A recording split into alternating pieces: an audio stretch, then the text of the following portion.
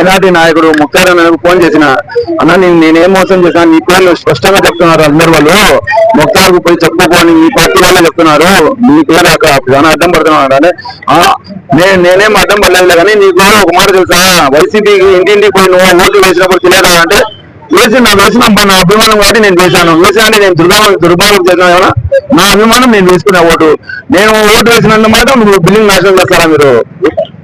ప్రతిసారి వాళ్ళ దగ్గర పార్టీ తెలుగుదేశం పార్టీ వాళ్ళు ముఖ్తారు చాలా ఒత్తిడి చేస్తున్నారు, ముఖ్తారు మాట్లాడుకోవాలి సరే మా సంస్థ కాపాడు కోసం నేను తల నా తలగా కడుపులో పెట్టుకుని మాట్లాడాను. అన్నా నువ్వు పెద్ద మనిషి, నువ్వు నాగానే పెద్ద వయసులో చూడు, నువ్వు అధికారం పార్టీలో ఉన్నావు, న్యాయం చేయండి, ఏమైనా ఉంటే సపోర్ట్ చేయండి. నువ్వు ఆ రోజు పోయి ఇంటింటికి పోయి ఓట్లు వేసినప్పుడు తెలియదు వైసీపీకి.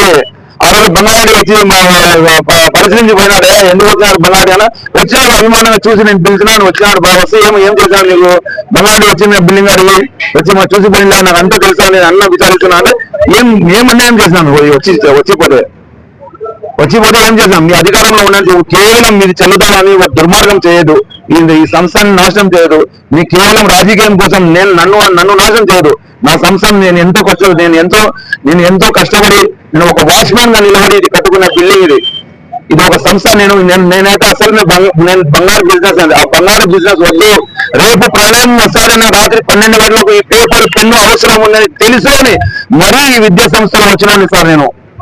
నాకు తెలిసి నేను చేసిన సోషల్ వర్కర్ గవర్నమెంట్ కూడా నన్ను పిలిచి, మా పొద్దుటూరులో 100 స్కూల్ ఉంది, కరస్పాండెంట్ ఉన్నాయి, ఏ ఒక్క కరస్పాండెంట్ గవర్నమెంట్ డాక్టర్ అవార్డు ఇవ్వలేదు. గవర్నమెంట్ నందుకు నేను చేసిన పనులు అందరూ గవర్నమెంట్ సేవ చేసి ఇచ్చినా సార్. నేను వినా చెప్తాను, నిజంగా చెప్తున్నా, నేను అలసిపోయినా, మా లిఫ్ట్ పడిపోయినప్పుడు మా ఇంట్లో మా మేడం వచ్చేసి మానసిక రోగంగా పడిపోయింది చూసానే.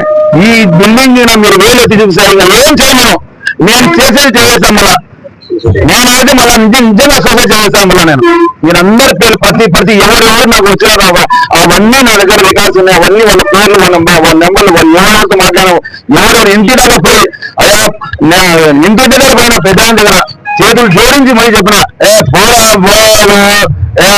నేను అవసరమా అందరితో పాటు అది ఏమని ఒక్క మాట కూడా పెద్దరికంగా నాకు సాయం చేయలేదు ఎవరు.